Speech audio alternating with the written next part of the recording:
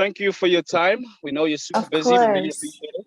No worries. No, you guys, thank you for your time. All right, so just getting into it, I know that you're Canadian born or Trinidadian. I don't know how you say it.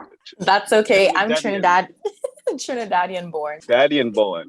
hmm And how much time have you spent in Trinidad? So I came to Canada when I was 5. So the first 5 years of my life was spent in Trinidad. And then I usually go back every 2 years. So half my life, basically. Oh, cool. So you can speak the language. Yeah, so it's just patois and then so broken English.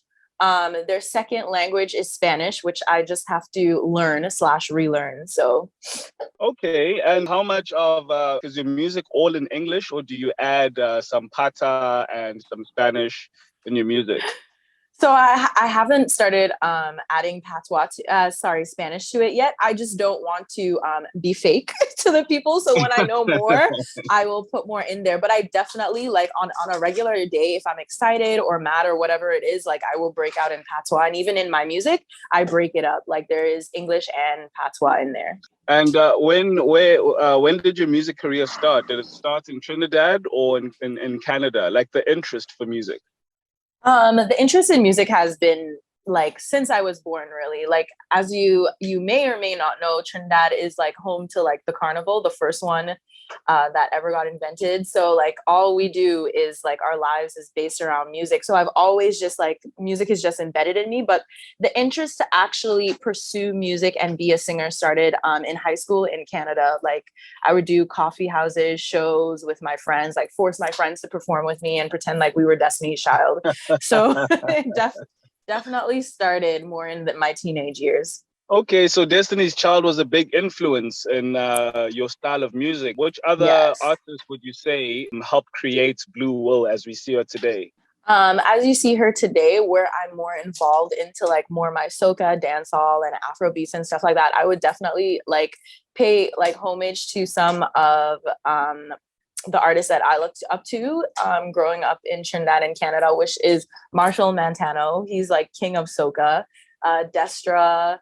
Love Shensea, Beyonce, of course, even Adele. I really like in my other music coming out and some of my old music, like the belting, the control, the range, Mariah Carey, Rihanna, because I feel like we have a similar story, just everybody.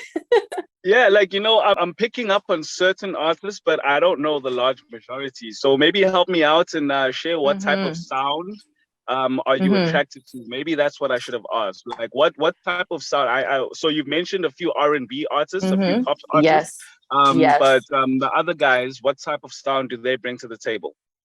So Marshall Montano was, I think, the first person that I said. And so in Trinidad and worldwide, he's known as the king of soca. So soca used to sound like there was this genre, well, it still exists, called calypso. And if you date it all the way back, calypso sounds very similar to even some Congolese music. So I was like, oh, okay, like that, the instruments and like the way they sing and even the storytelling in it.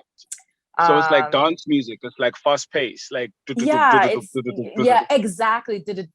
Like you feel like you're jumping all the time, like you're very giddy when you listen yeah. to it. Yeah.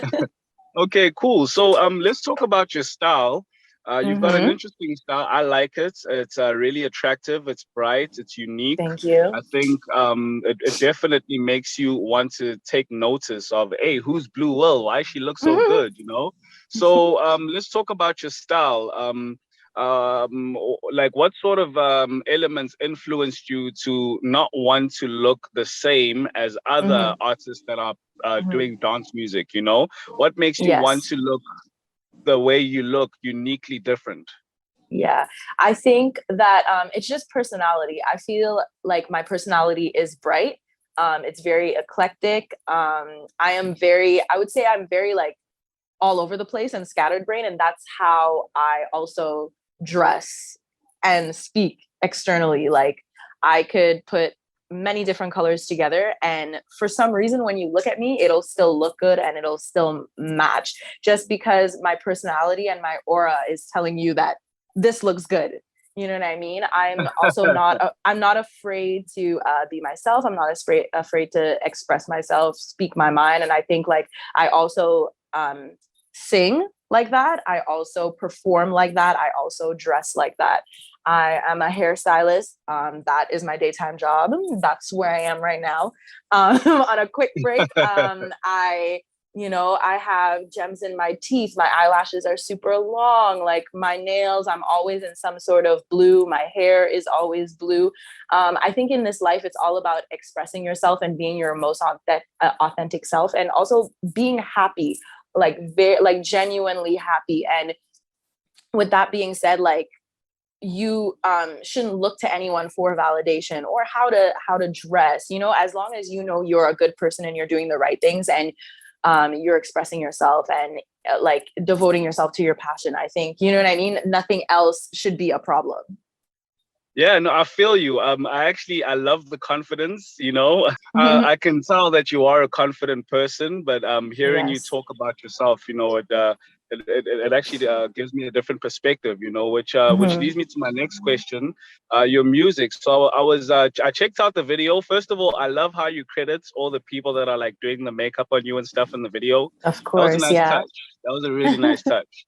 You have to. But yeah, yeah, you do. That's the thing. That's why you do Yeah. have to do that. Anyway, Yeah. so I did check out the video. I love the video. You obviously just explained your visuals. But Mm-hmm. just to talk about the song as well. Mm-hmm. Not love, right? It's Mm-hmm. well, officially it says that the song is a woman empowerment type track. But Mm-hmm. when I listen to the lyrics, it's almost as if you're singing to someone. In Yes. particular, I don't know, am I going crazy, or did you write the song for someone but then decided that it will work for women everywhere as well? So I think the original writing of the song, I think I wrote it maybe last year, coming to the end of the year, and it was originally just supposed to be a I'm having fun in this moment song. And as like you continue with the lyrics and the melodies, and you make the video and you put the whole story together, it has multiple meanings. So yes, it is a woman empowerment song in terms of I think there's a lot of double standards for guys and women, because the type of song that I'm making, it sounds like I'm having a fling and I don't care and I'm just living my life. And yes, that is what I'm saying in that song. But at the same time, I'm saying that in that moment, you can have your fun and not be deemed as a bad girl, or not be deemed as like a bad person, a female, if you're not settling down, you're not getting married, you don't like have kids, you're only focusing on your career and having fun, which, as I think men in society would not have the same label if they made a song that's similar. So I just wanted to like bend the rules a little bit in terms of like gender and what I'm talking about. So yes, it is a woman empowerment song. It's a I'm having fun song. It's a good song to dance to in general. I think it's very universal. I know in some parts of the song, some people don't understand what I'm saying because of the patois, but the English bits, and just if you're listening to the music in general and the music, like it's I think it's pretty universal in terms of what I'm saying and just the feel it gives you. Yeah, I mean, like, to be honest, the parts that I don't understand, a song is banging when you don't understand it, but you still vibe to it, You vibe So or you I try think to sing kudos it, to yeah. you. Thank you so much for Yeah. your time.